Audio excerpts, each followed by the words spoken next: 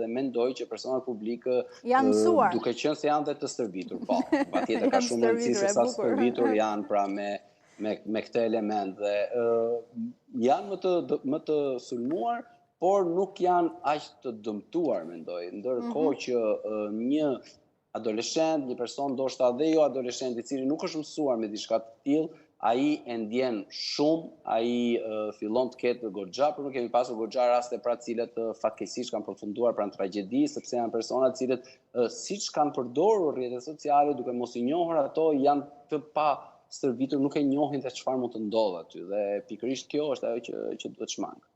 Unë të falenderoj shumë. Ju falenderoj ju. Të uroj një ditë mbar.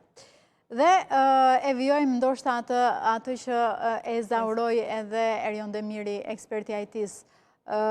Kush duhet të mbajë përgjegjësi Zysha dhe ndoshta masat më efektive në këtë pikë të diskutimit?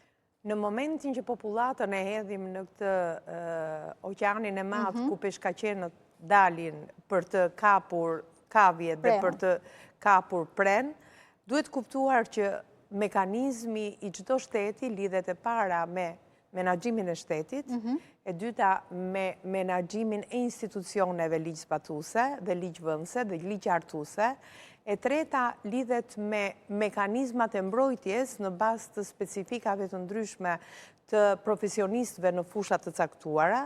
Katër, mekanizmi kryesor është familja, që është nuklli bazë i orientimit të shoqërisë dhe e para ose e pesta është individi.